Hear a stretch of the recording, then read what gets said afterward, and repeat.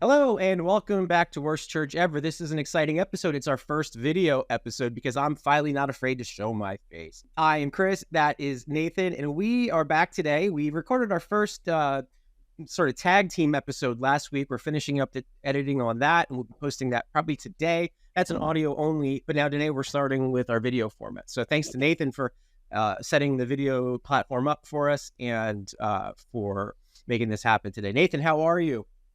Oh, I'm great. This is I think it's my new favorite day of the week. Absolutely. Hanging out with you.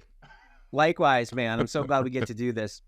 Today we're going to have, I think, 3 different segments. We're going to talk at the top of the show about UAP, which for the uninitiated is what we used to call UFOs. And we're going to talk a little bit about how it's gone from fringe to a central matter of debate in Congress and national policies, including the authorization of defense spending bills at the end of the year. So we'll see where that takes us. And then we're going to talk about The Body Keeps the Score, which is something that I've referenced a lot in the podcast when I'm looking at the scriptures and talking about locating cycles of trauma in the stories of the patriarchs and matriarchs in the Hebrew Bible. And then lastly, we're going to look at our pop culture segment, and we're going to talk about our Spotify Wrapped. And we want to know if our respective brood of children and our wives have in any way influenced the Spotify Wrapped for 2023. Nathan, how does all that sound to you? Oh, man, I'm looking forward to it. I don't know which one I'm looking forward to the most. I kind of hinge between UFOs and Spotify Wrapped. With that in the middle, I think it's going to be a tasty episode. So I'm looking forward to it. Absolutely. It's hard to pick between those 3. Yeah. All right, so where should we start with UAP? Do you have questions? Do you want me to talk about kind of my fascination with it, or you want to talk about? Yeah, I think that's good because I think of the two of us, you are probably more interested than I am. But I am interested as a spectator for sure. Very good. Very good. So like, get me into this. Okay, tell me what basically, this is all about.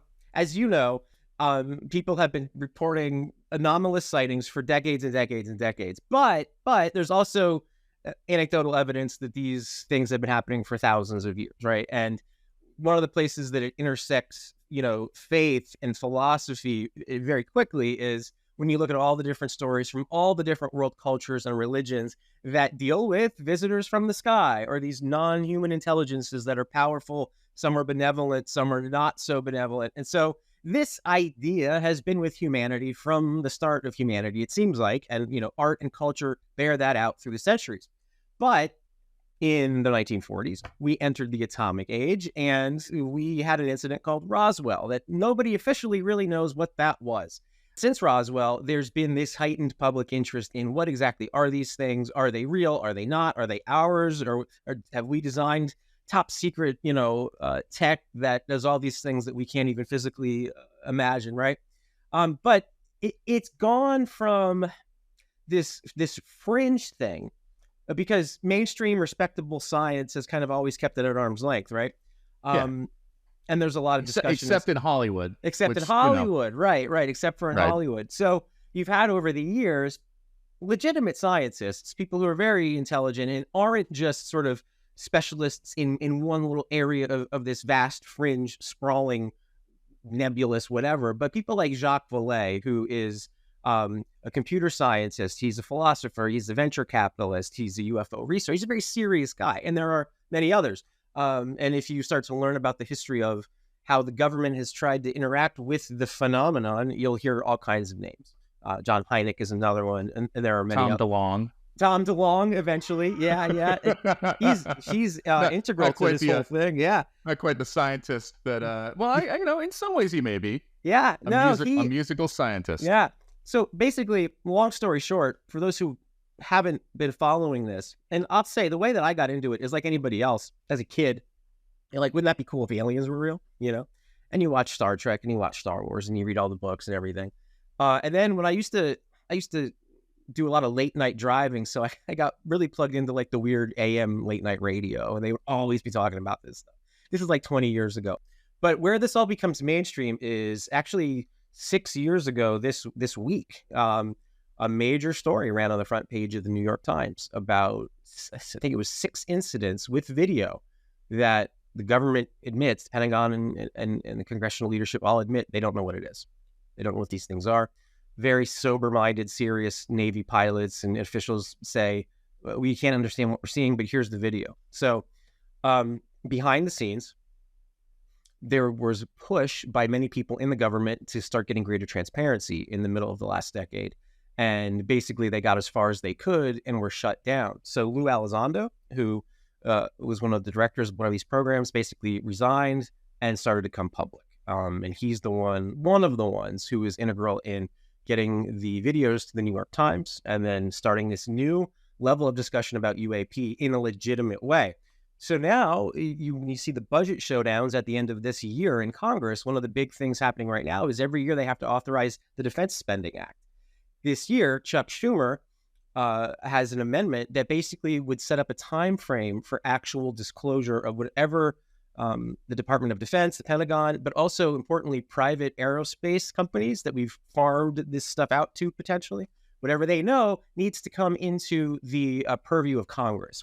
The bill doesn't say you have to tell the whole world, but as of right now, Congress is discovering that there are top secret programs that are so siloed that they have no oversight. And the issue with that is, of course, that you've got unelected bureaucrats in government, but also unelected capitalists at these companies making all these decisions about policy if these things are real. And at the very least, it seems to be true that our government is in possession or has been in possession of partial or even whole craft that we didn't create, that we don't think are non-human, non-human organic material. Yeah, potentially. Is that the word? Non-human intelligence is what we say instead of aliens now, because we don't know, are they extraterrestrial? Are they from a different dimension? Are they from our future? Are they us from the future? Right? They could be any. Are they the Atlanteans? Are they well, that's the ultra-terrestrial theory, which states they're a breakaway civilization that's been hiding from us for all this time. I don't want to make it weird. Was that too weird? Was that too way out there? No, we're barely scratching the surface of what they call the woo in all this. It's like I could believe in aliens from outer space, but once you go into the ocean, that's where we draw the line, man. You can't go there. Exactly. Not having no Aquaman, no Aquaman or Namor coming up from the sea. Right. So the reason I'm so interested in it now is because now it's actually front page news. It's actually in the congressional record. And more is coming out that seems very vetted and very plausible that I feel like should be more shocking to me, but it's not. Because I've kind of always believed that, there has to be intelligence somewhere. But if it's as fundamentally, I don't know, whatever it is could totally change all of our narratives about everything, at least potentially. Right. So that's why I like to talk about it. I think it begs the question, there's this like juxtaposition between transparency and confidentiality, right? And like, who decides that? And then I guess the second thing is like, who determines if we even have a right to it? Transparency or confidentiality, right? Either side, right? Yeah. So, I mean, we don't know why it would be confidential for so long, right? Is it a national security risk? Is it an entrepreneurial risk, right? Is there just a bunch of, I don't know, like, has it gone on so long that it's really nothing? And so it's like, right? So it's like, we don't want to let out the, the steam that like, it's really not that big of a deal. So like, there's all sorts of things, but on the other side is like transparency. Like, do I have a right to know as a human being, like what's going on? Like where do my rights as an individual extend into saying like, if you guys have proof that there's something going on there that's outside of human intelligence, should I know? And do I have the right to know? I don't know. Yeah. And that's probably what's going on with a lot of these conversations is, how much do we let people in and how much do we not? And, where's the line? Does Congress get involved or do they not get involved? And so I think there's a good question. That's a good philosophy question is like just the right to information in general, right? Right. And I think for me and for a lot of people where the rubber meets the road on this is some of those questions you're asking are really unanswerable, except if we sort of stick to what we say we're about as a democracy, right? Whatever the truth is, it sure does seem problematic that the only people who know are people who have no accountability to the voting populace. And Yeah. that's crazy. And that could be very good if everybody in that system, and that closed system, is benevolent and wise and prudent and good and has everybody's true best interests at heart, and somehow is wise enough to know what they are. And I'm not suggesting either that if this comes into the purview of Congress, that all of a sudden it's going to be treated with maturity and transparency. Because that's why the would other. you say that, Chris? That's the other problem. You don't think the Congress is a mature, organization that has everyone's best interest in it? Right. And the funny thing about this too, no politics on this show. Yeah. Well, the just kidding. Everybody's talking about how the push for this is very bipartisan, but there are 4 or 5 Republicans, high ranking, who want to basically take out all the teeth of the Schumer amendment because they want to protect these secrets. And part of that, so say the opponents of these folks, is, well, yeah, because Lockheed Martin are the biggest donors to their campaign, and because their home districts are where Wright Patterson Air Force Base is, and so these things are all connected. But the other thing about that is, it is a bipartisan effort. So you've got AOC and Schumer who are in support of this, and then you've got guys like, what's his name, Matt Gaetz, like that guy's, that's a whole other thing. But people like him and Representative Luna, who are like total MAGA people. And the problem there is that this is what I've seen. I've seen serious Democrats support this and serious Republicans, but I've seen the fringe Republicans be the ones who are kind of out there doing their own little press conferences, and they can't help themselves from talking about, from throwing digs in at Biden when they're talking about passing this bipartisan amendment. Of course. And I don't really care that they're taking shots at Biden, apart from the fact that it cheapens this idea that this is actually about humankind's best interests and not about scoring political points.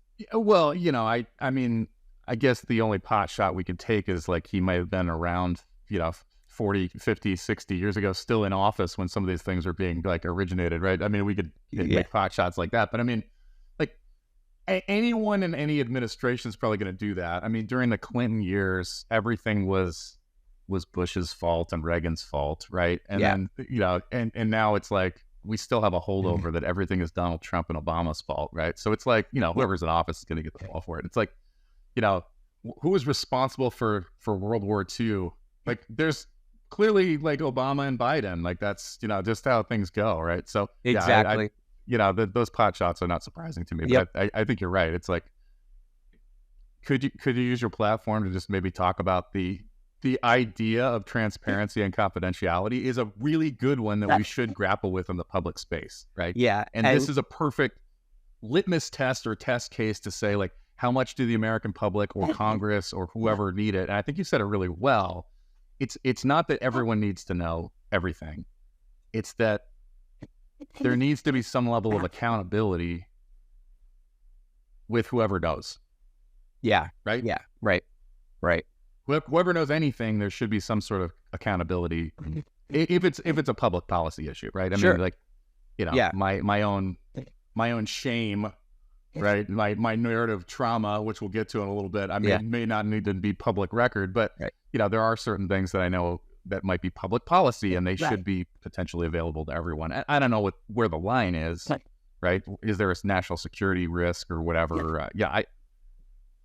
I have a hard time believing that there's a huge national security risk, because if we're talking about stuff that's happened for years and years and years and years, it just seems like there's enough people that would know about it at this point in time that it would not be like world-ending stuff for us to know about something. But so that's kind of where I land on it is, how can this be that much of an issue if it's been a phenomenon that's been going on for that much time? That's a great question. And one of the fears, I guess, that some people have is, okay, well, maybe the truth is so shocking. They use the term ontological shock, right?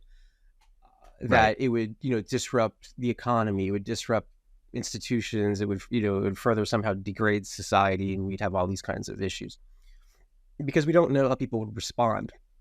In media, like say in The Watchmen, right, when the alien appears at the end of the book, everybody joins together.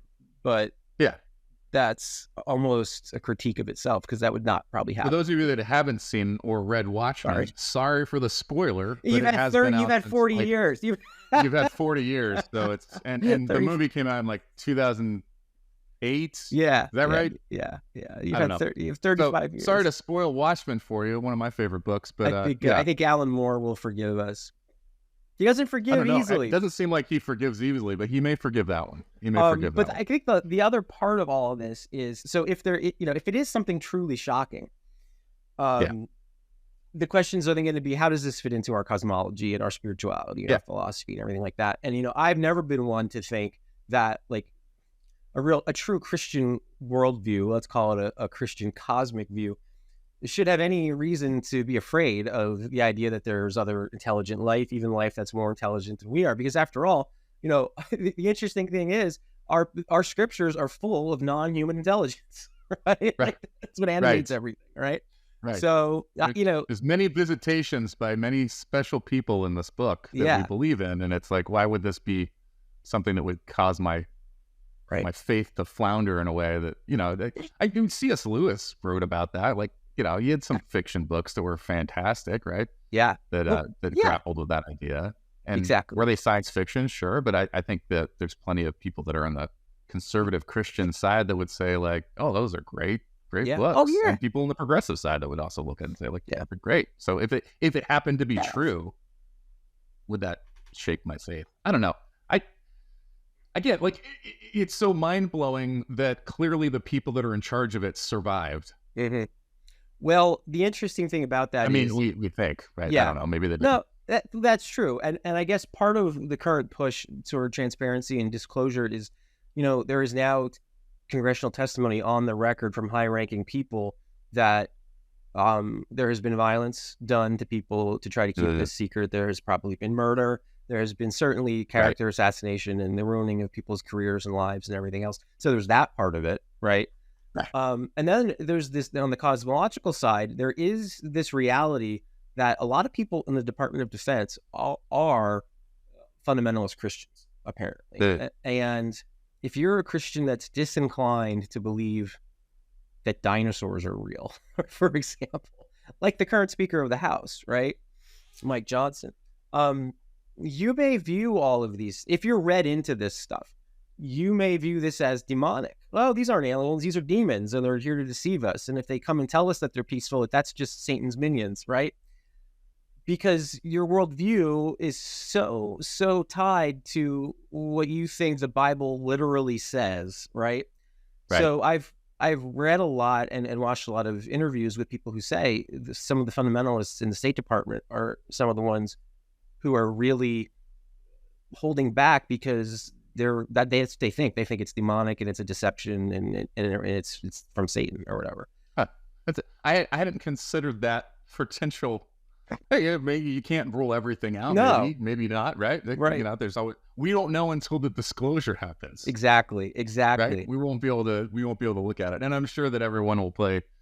If it does happen, we'll play quarterback on the other side of it and tell us what to believe about it.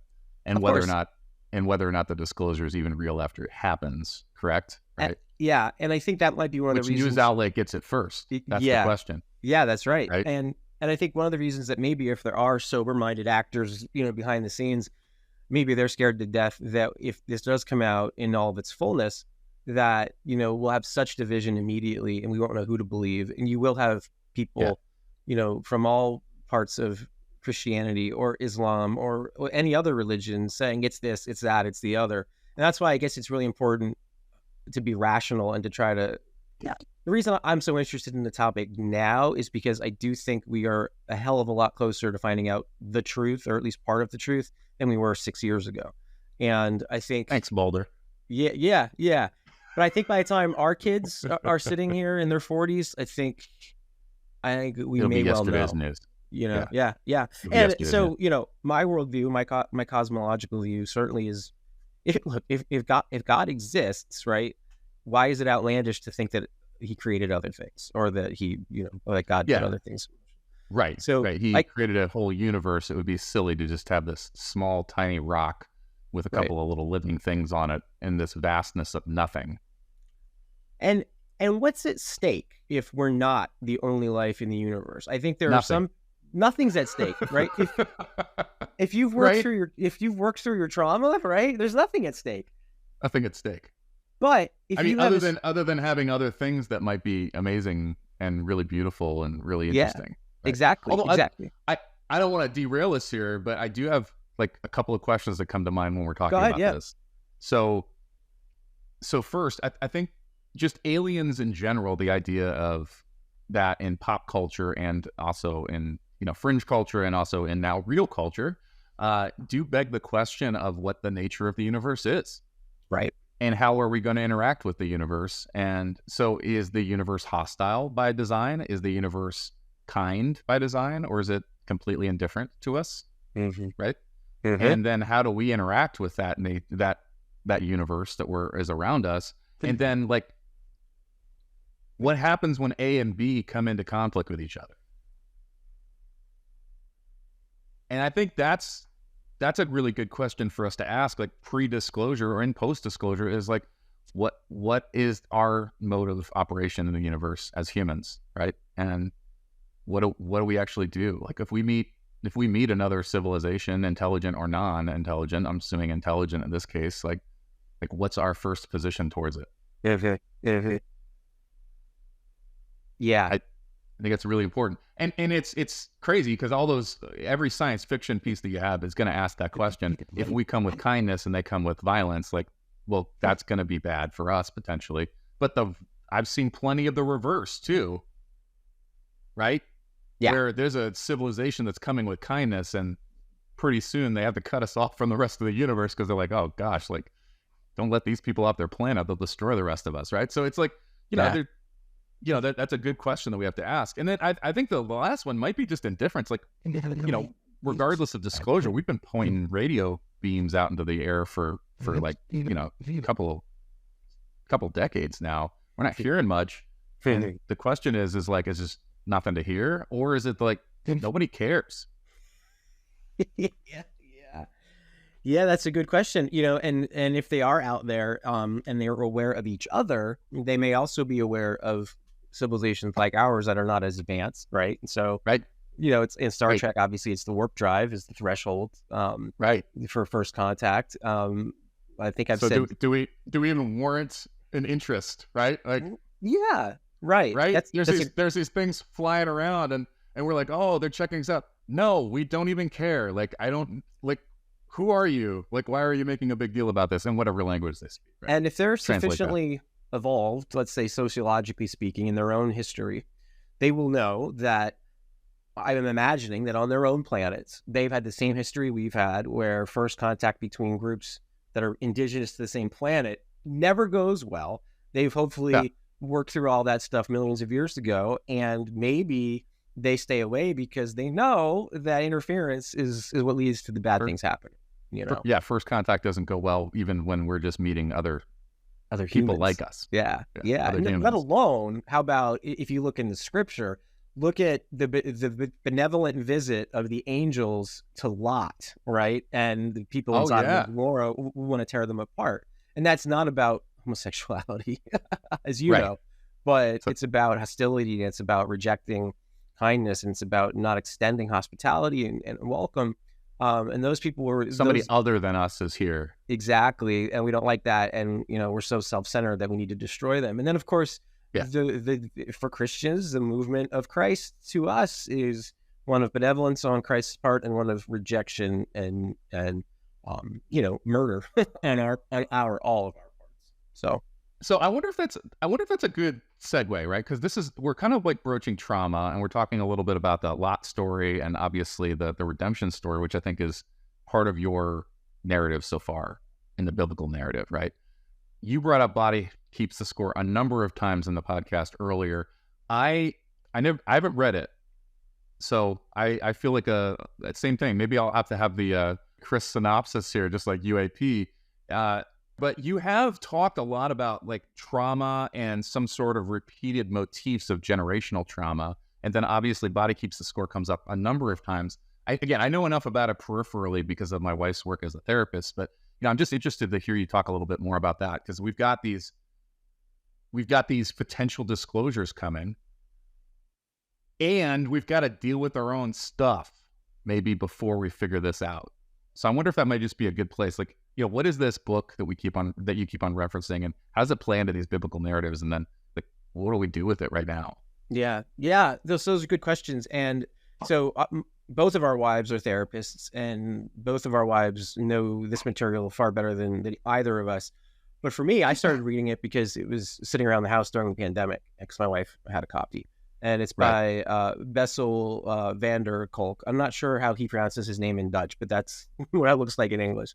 And he's a brilliant guy. And the book is long and it's dense, but it's also, it's accessible in the sense that you can, it's easy to read, but it's a lot. It's a lot, But basically, if I've read books like that where you have to read the same page like 5 times because you're like, I know all the words on this page.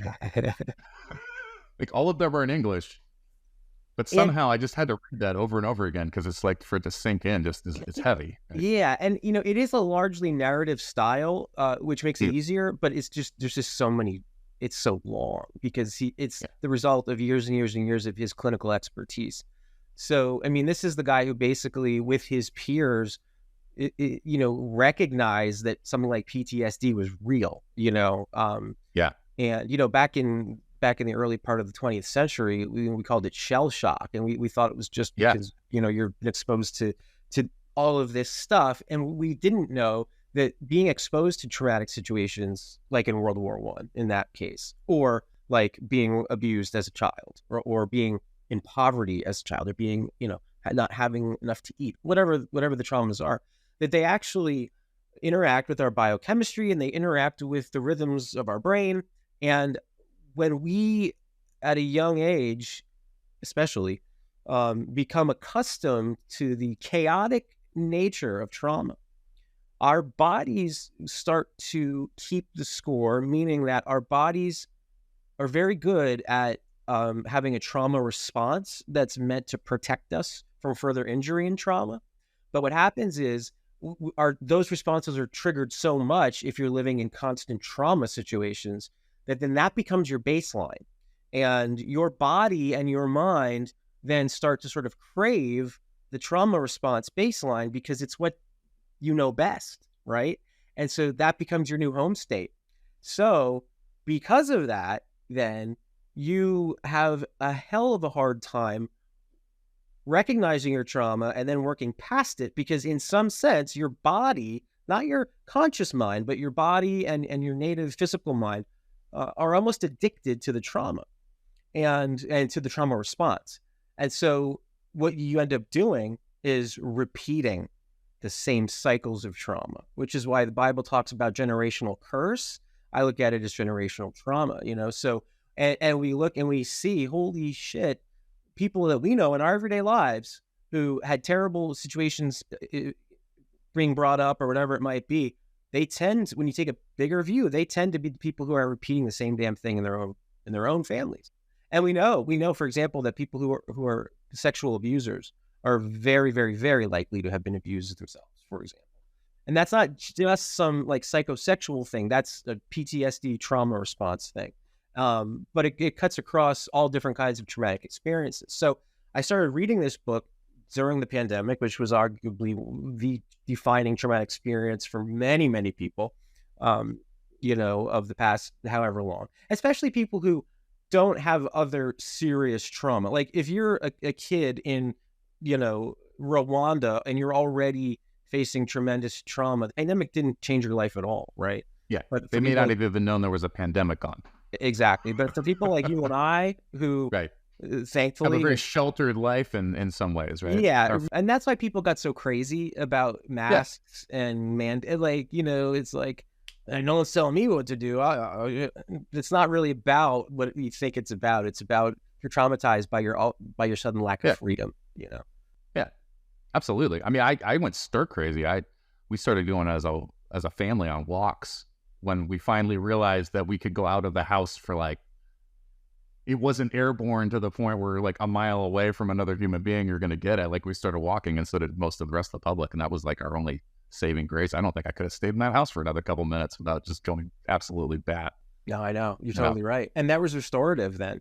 And Yeah. that's part of what the book talks about too, is that, one of the ways you treat trauma is through the body, because the Yeah. body has these internal chemical and physical responses to trauma. So integrating your body into healthy things, and things like yoga and other kinds of movement, or walking, or just exercising, all of these things help to heal the body-mind connection. Because one of the Yeah. things that happens when you're reliving trauma is, you and I might be sitting here having this conversation, but if I've had a traumatic event in my past, I might get triggered by something you say, or that I say, or something that happens outside. And all of a sudden, I'm right back in that trauma experience. And Right.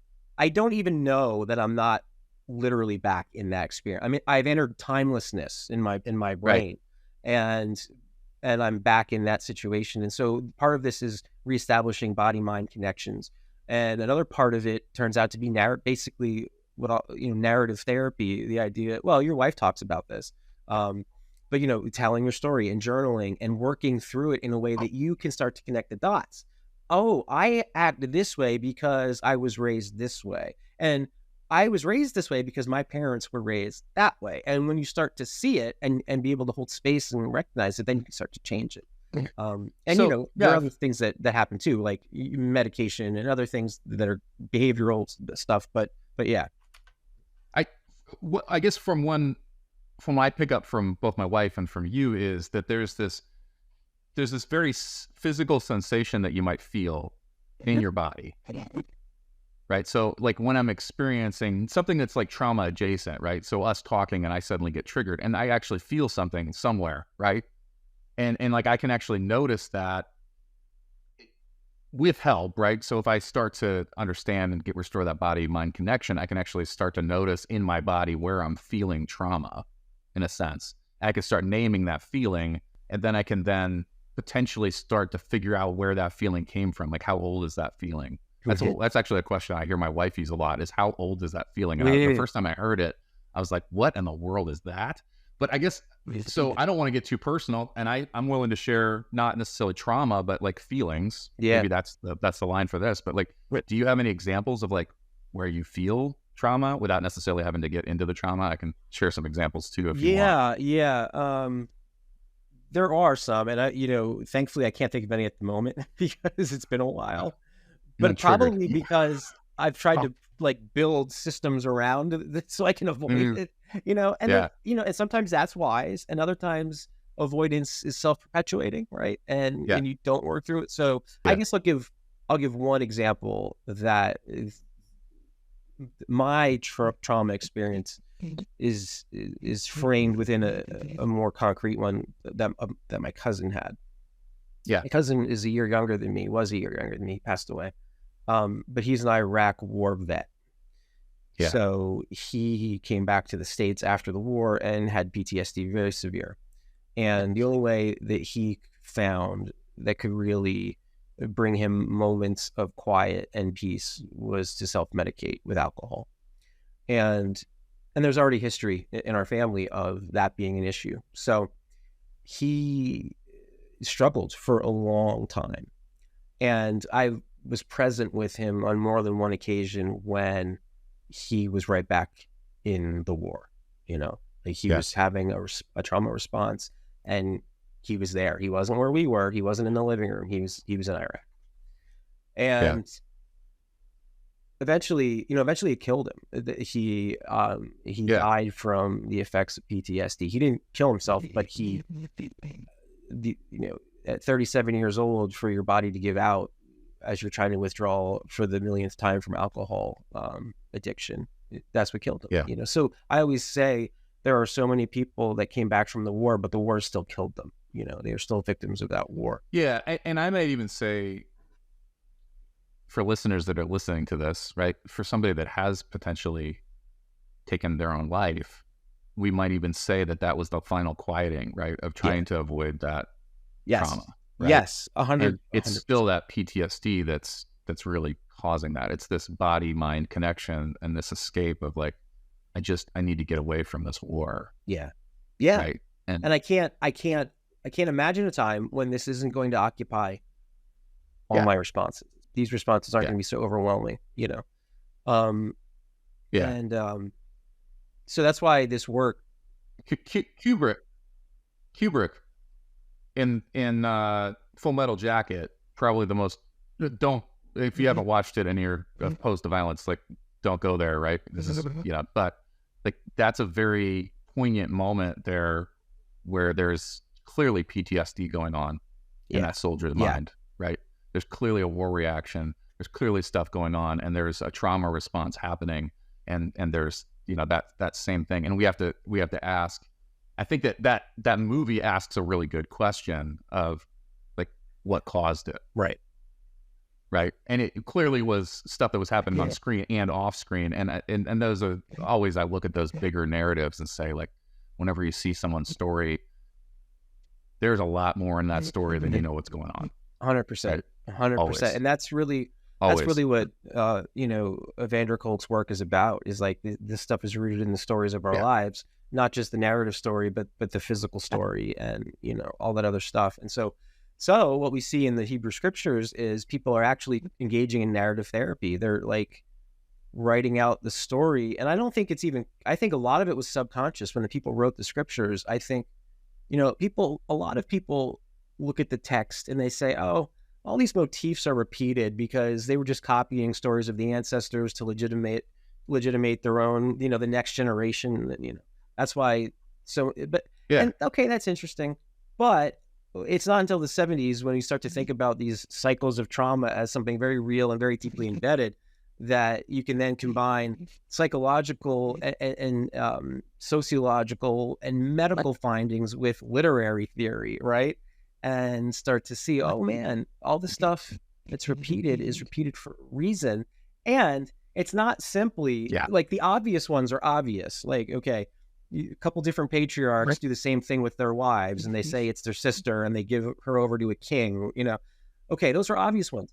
But if you listen through the episodes of the podcast where we've gone in depth on these stories, you start to see it in places you never saw it before.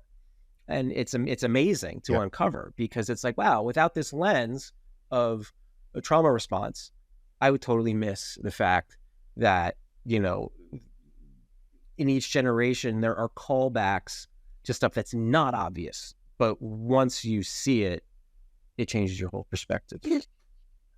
I think one of my favorite examples of that, and maybe it's more profound and I just didn't notice it the first time, but like talking about Isaac and his mom post-death.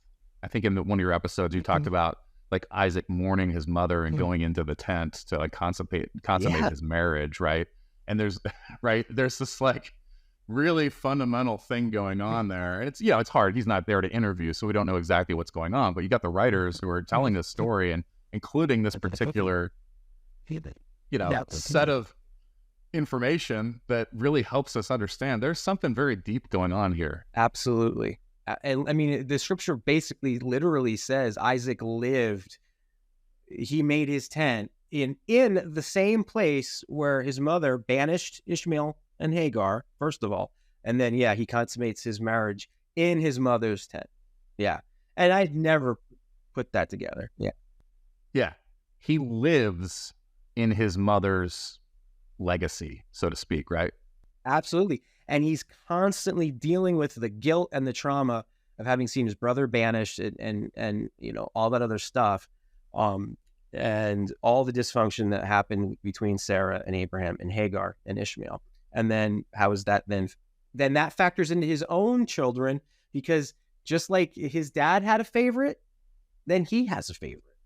Yeah. Yeah. And then, so then you start to empathize with the not favorites, right? Yeah. Yeah. Isaac's always fascinated me because he kind of is like he's like this character that just doesn't get as much attention as everybody else. But the other part of it that I really enjoyed, like listening to the podcast, was this motif of digging the same wells his dad dug. And you're like, there it is.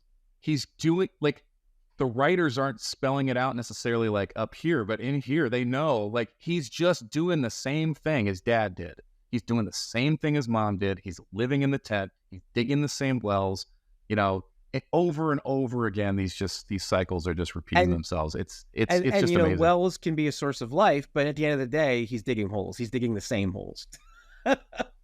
He's and digging hoping the for same good holes. things, I guess. Yeah. He's digging the same and hoping for he's hoping to get he's hoping to get something new out of a hole that somebody And else filled what does in. Moses get water from? From a rock, right? So, Right. it's that there's another parallel there of I'm digging these ancestral holes and these cycles of trauma. And then here comes Well, Moses in his story. He strikes a rock that's never given water. And that's the provision that comes from God, you know? that's right. Unless he does it Yeah. in anger. Which he is wont to do. Yeah. And aren't we all? Yeah, I love that. I love that. I would have struck the rock Sure. in anger. I just gonna level it. And so one of the reasons that I believe in the truth of Scripture, the truth in like a different way than necessarily like I don't necessarily believe in the literalness of every single story that we see, but I believe in the truth of these stories is because of the fact that you've got these really, I don't know, these characters that you would not normally put on the screen as a hero. Like, if I was telling the story of Moses and I was Moses, I would not have put that in there. I would have left it out. I would have left out the cycles of trauma. I would have put in the things that make me look good, and I would have edited, kind of like we're going to edit this podcast in a little bit. We're going to take some of the ums and uhs out. We're going to take some of the stuff out that makes us look a little less than what we want to look like. Maybe we'll change the lighting around on our camera because I've got this like holy glow going on over here. But that's the stuff that we do as humans. Like, how can I put myself in the best light possible? And yet you've got these people that are bringing stories of going like, these are our patriarchs. These are the people that we honor with the biggest esteem. And they're tragically flawed individuals. Tragically. Most of them. Like, I don't know if there's any other characters you haven't gotten to yet. Maybe you can give us a preview I'm of trying what's to to remember come. where I left off. Who are some big ones that you're like looking forward to? It doesn't have to be in Genesis, because I know Genesis has got a ton of them. But is there anybody like... Yeah. I know. Takes forever. Is there anybody that you're like looking forward to? Like, I can't wait to get to... I don't know. Probably David, because he's the obvious one. Like, yeah, that's gonna be a lot of work. I think it's Samson too. Yeah, that's a good one. That's a really good one. The thing I love about the story of Samson is like, this guy is just not in the traditional sense a good dude. Right? Like even in the narrative that we've got with like Joshua and the other judges and like Moses and all these other people that are raised up to like lead a country, and he is like the opposite of anything that you'd want in a leader, and yet like always praised for being the one that, like, even in the New Testament writings, they're talking about this guy Samson who's in the hall of faith for what he did, and you're like, what did he do? Like, what are you talking about? Faith? Guy's like a complete nut, like just completely does everything the opposite of what you want to do. And yet, like, I think they all realize, like, no, like that's what we're trying to show is these flawed human beings. They have these motifs, they have these traumas, they're passing it on from generation to generation. And yet they're looking forward to saying, like, it's not going to be like this all the time. They didn't have neuroscience to understand what it was, but they were all looking forward to that promise saying, like, it doesn't have to be this way. Like, someday we can get out of these generational sins, these generational curses. We can escape from it. And to some degree, like, we're in this place now where we have some opportunity to do that. And it just baffles me that people are like, no, I'm going to ignore the fact that, and this is mine, my chest gets really tight.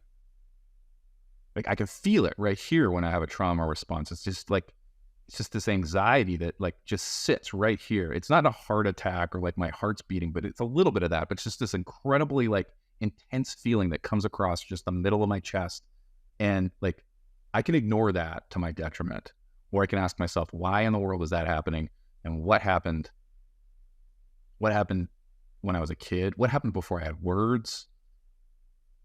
Right? What happened last week? Like, what is it that's going on in me to like create this? And what am I doing if I don't recognize it? What world am I creating if I continue to live with this? That's really good. That's really good. And, when you think about that in terms of the scripture, you have David on the one side who does everything wrong as well. Yeah. Oh, yeah. But he's like kind of not shy about that. And he, even in his obstinance, he always comes back with penitence, confessing, Yeah. And A contrite That's it. heart, I think they might That's say it. in the King And I James try to tell version. people, If it was good enough for Paul, I'm just kidding. Paul didn't yeah, read the King James version for anybody but he did listening. write in English. He Yeah, didn't speak English. yeah. He wrote in That English, was yeah. his prophetic gift. um, For those of you that aren't on the video cast, I just shook my head emphatically that he did not speak English. oh man. But yeah, and what does it mean to have a contrite heart? Well, yeah, okay, so like I don't think either of us think that God is emotionally stunted, right? It's not as if, okay, I see you're sorry, now I love you again, like how humans are. You know what I mean? Um, confessing is what helps you heal, and then you start to get into like Carl Jung and all that kind of stuff. He says the same things, and that's what Vander Kolk is saying, and that's what the people who are talking about narrative trauma and narrative therapy are all saying, is you have to be able to speak it, right? And so what does God do in Christ is God speaks God's wisdom and it manifests as Christ, right? So we speak our trauma, God speaks God's forgiveness and God's love and God's example for us. And yeah. And the other thing I was going to say about that, two other things, I guess, that you made me think of was that, number one, we have in Saul sort of the opposite of David. Like Saul is what happens when you refuse to admit your own frailty, and you refuse to work through your trauma with humility. You refuse to access the higher power. I mean, in all the recovery programs that exist that are effective, there's always a higher power, right? And for Saul was the highest power, and that never changed. And look what happened to him, And then the other thing I would say is, you mentioned about how we look forward in the scriptures and in our own lives to a time when we don't have these shitty responses and we don't have these things that happen. And yesterday in church, where, it's the second Sunday of Advent yesterday, as we're recording this today on Monday. And the scripture I chose was Isaiah. It's the Prince of Peace passage. For unto us a child is born, and a son is given. He'll be called Prince of Peace, Mighty God, Wonderful Counselor, Everlasting Father. But one of the things that the larger excerpt says is that everybody who, was victorious in war, and everybody whose garments were rolled in blood of the battle, all those pillages and winnings are going to be thrown into the fire. And I took that to sort of mean that there will be a day when we don't even use the images of war and trauma to talk about blessing and goodness, and how crazy is that? Yeah. How crazy is that? Because right now it's like you have like blessing and curse. Like it's the yin and yang. It's just to bring it full circle. It's transparency versus confidentiality. There you go. Right? It's always one or the other. But to say no, this whole idea of confidentiality, of war language, of bloodletting, of violence, of trauma. Like, we don't need to have the juxtaposition of those two to understand what a blessing is anymore, because we're able to move past that. I should be able to understand good without necessarily having to know evil.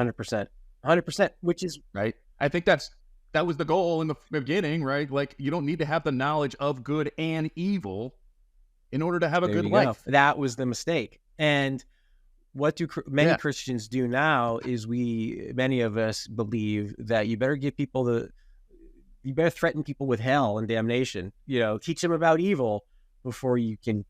Jonathan Edwards, right? Yeah. Sinners in the hands of an angry God. Yeah. Right? Isn't that the famous, I'm from New England now. I live in New England. And so like, I have to give props to Mr. Edwards for his speech that Yeah. Anyway, that's okay. You should, as a New Englander now, you should check out his other writings, because that is probably that essay, that sermon was characteristic of the theology of the time, but it was very uncharacteristic of the rest of the things that he wrote, many of which are very much about how sublime everything is. So you should check those out, because they're awesome. Definitely. But I say that as somebody who got to study him pretty intently in seminary. So like, I wouldn't know that otherwise, But our tradition inherited only the anger part, because that's what's stuck, because we're all traumatized. That makes total sense, right? Yeah. And I would imagine, and I don't want to go off in too much of a tangent here, but I would imagine him being in the legacy of like a puritanical culture where there's this very clear facade of like righteousness and about, outward appearances. I'm sure just like today, anger is probably seen as maybe a faux pas or not something that we want to embrace. And now here's someone coming along and actually giving emotion, even if it's not the one that we want, but some sort of like foundational emotion. Well, yeah. And you know what? Even if all of the first and second and third generation of those New England settlers, even if they were all super virtuous and great Christians, think about the trauma of coming to the new world and half your company's dead after the first couple of years, and you're surviving in the wilderness and there's indigenous, you're contending with the indigenous people. You're in trauma all the time. As I know colonialism is bad, right? But as a colonist, if you're that wife or that little kid who came along, that wasn't your decision to be a colonizer, right? If you were the fifth son of some rich guy in England and there was nothing left for you, you were coming here. And that also almost wasn't your choice, right? But anyway, for as bad as colonization is, the colonizers themselves are instantly transformed and instantly trauma bound by the experience. And I think that's one of the legacies of Puritan settlement that we never even think about. That's remarkable because, you think about just the infrastructure they have in Europe to survive winter. Right. And I know like there's some of it, like some people say this may be like a, Thanksgiving myth of the, first Thanksgiving and all that. But I do believe that there were first Christmases and first winters and where the crops don't grow where you need them to, and where it's basically like, do we just close up shop and go back, or do we all die? And that's a trauma choice. Like that's a choice that's built out of trauma, and there's no good way, because if you go back, you may not make it. Anyway, you may not have enough to get back. You may not even have the ships to get back, and maybe just like wander around till we find somebody else and hope that they're compassionate with us. Again, like what's the nature of the universe? Is it going to be kind of benevolent, or is it going to be violent? Yeah, that's right. That's right. And they had the example of the Israelites who, weren't allowed to go back to Egypt, even though that would have been a lot easier than going back to England. Nope. Can't go back. Well, and props to most of them for staying, because I think it is brave to like go out, and that's any immigrant story, right? Regardless if it's the Puritans or somebody else that chooses to like leave their home country, right? It's the Abraham story.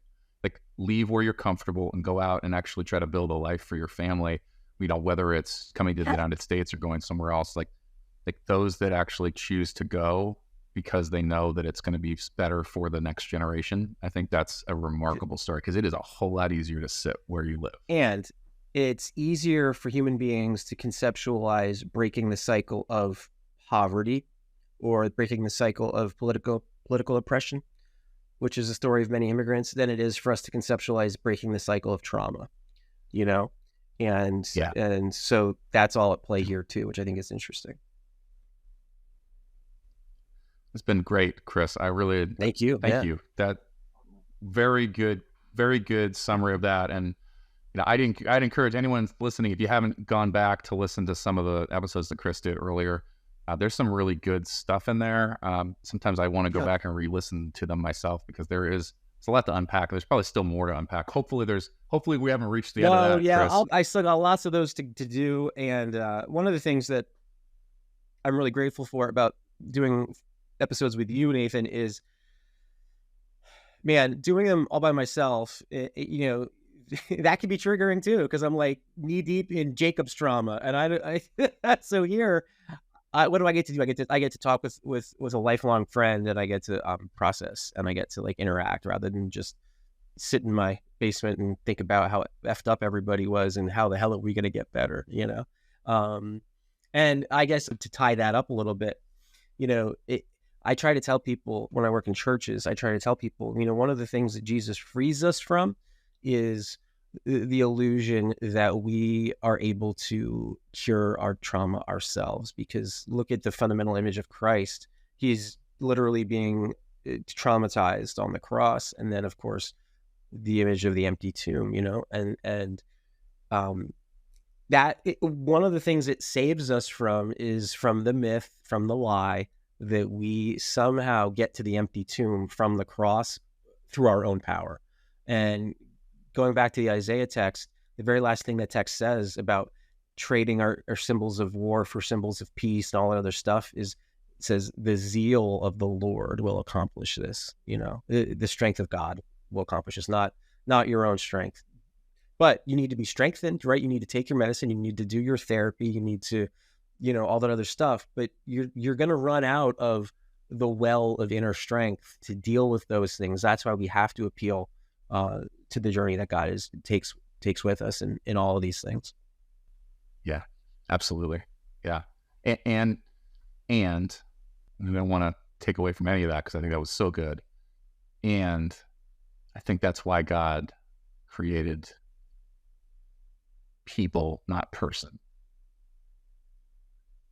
Because there's something that happens when Chris and I talk about this together. It's not my own power, but like the revelation of God through something that Chris says, through scripture, through the writings of Jonathan Edwards, right? Yeah. A couple hundred years ago, like through the community of people that are potentially pushing us onward. And I think that's also remarkable. Is it's like it's not a solo journey, and no one person has. No one person like me has the totality of truth. Right. I need other people to show that. Beautifully said. Absolutely. Yeah, that's good. Hey, well, before we end up today, I thought Spotify Wrapped has been like on my mind because I keep on seeing people, and there are some people like Kirk.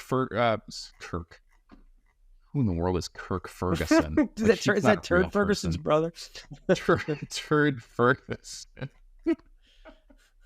Craig Ferguson. Yes.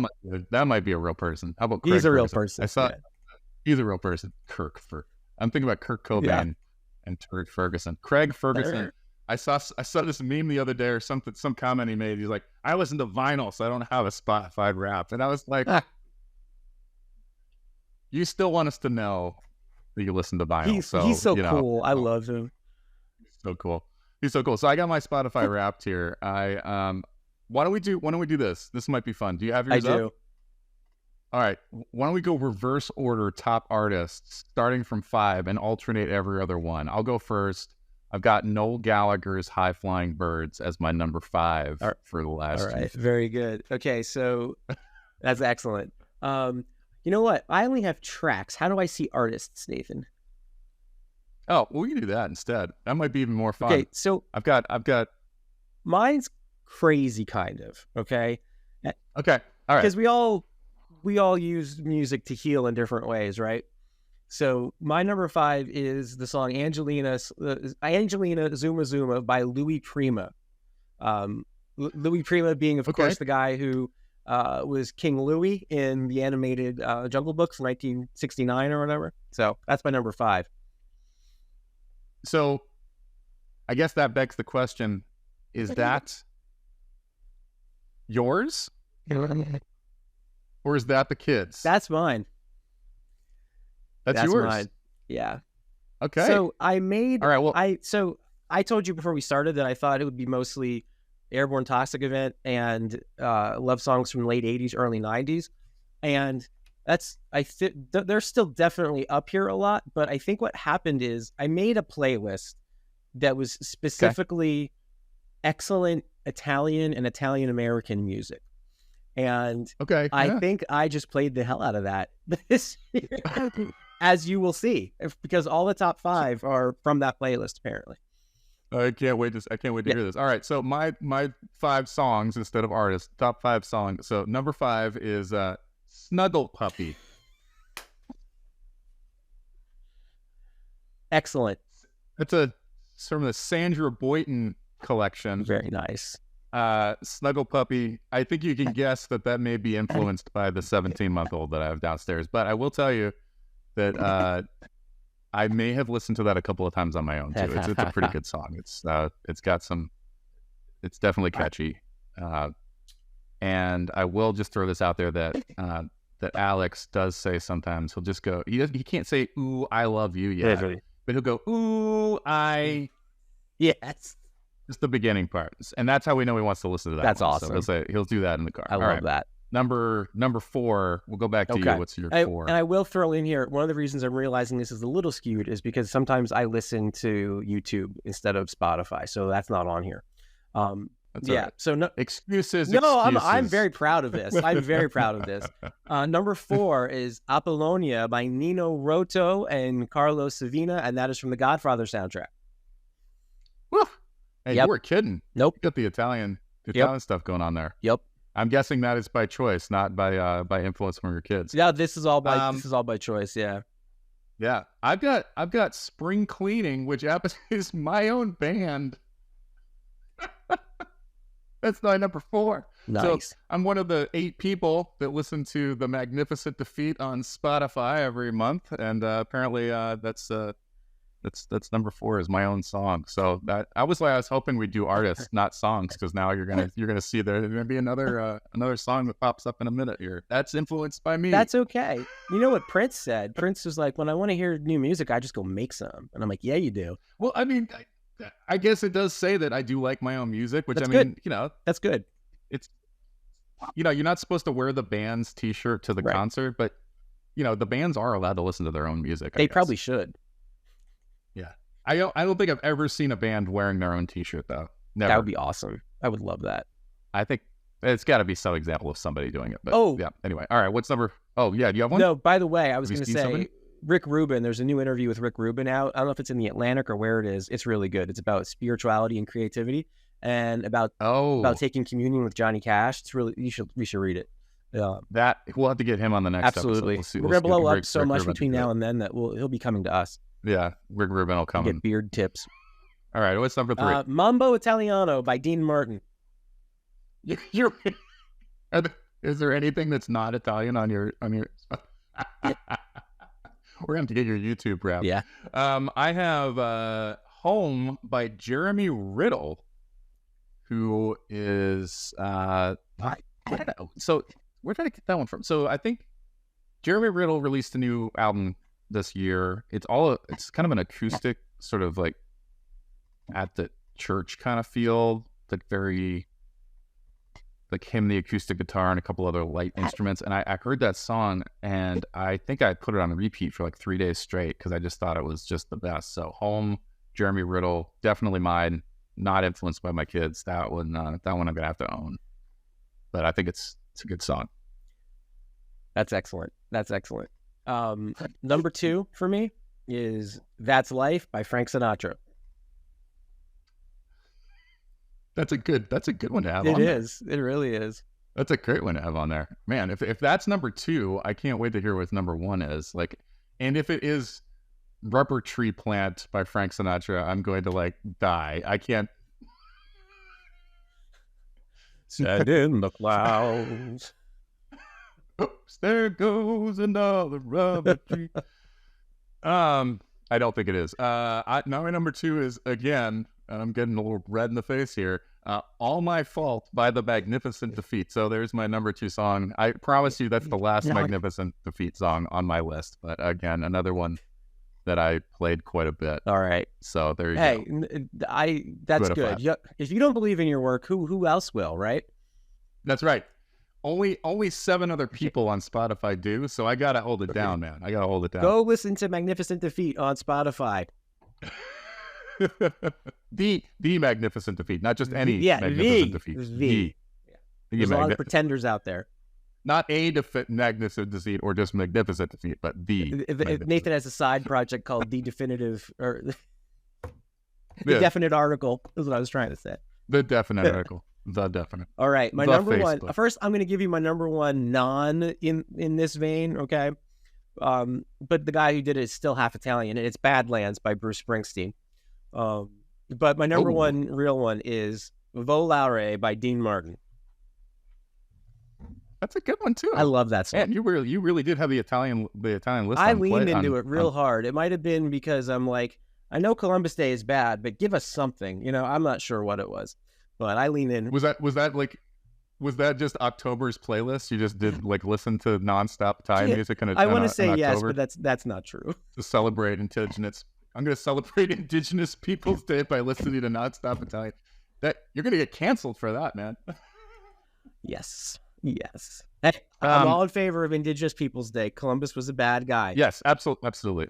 Well, we still need it. We still need some Italian heroes, and I think all those songs are good ones. So that's good. So what was your number one? What's the big reveal? Yeah, it's so funny because like this band is not on my top artists list, and yet the song is. Like, how did that work?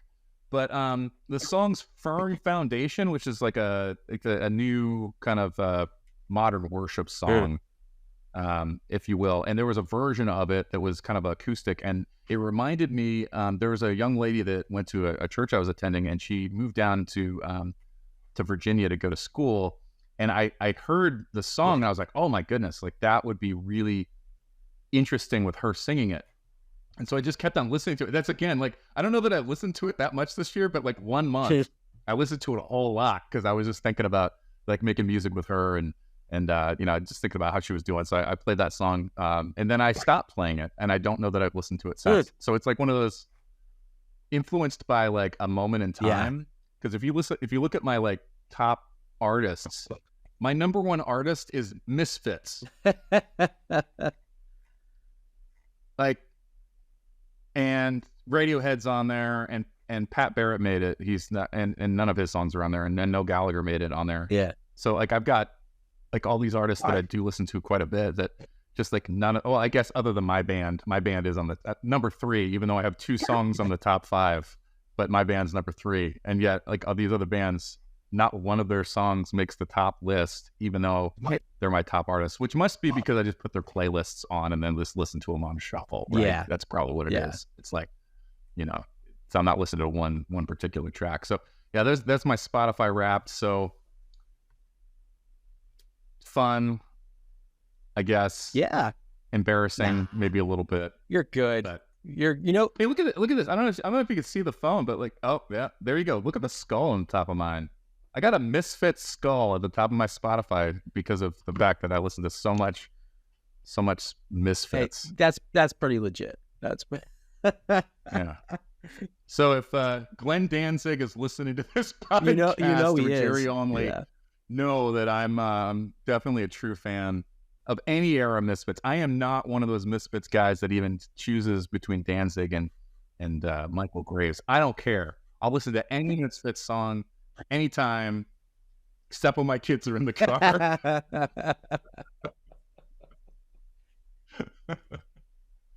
There's some stuff there, safe, make it safe for the little ears. That's where Snuggle Puppy. Oh man. Hey, thanks, man. This has been a great hour. Absolutely. Really appreciate it. Absolutely. Thank you.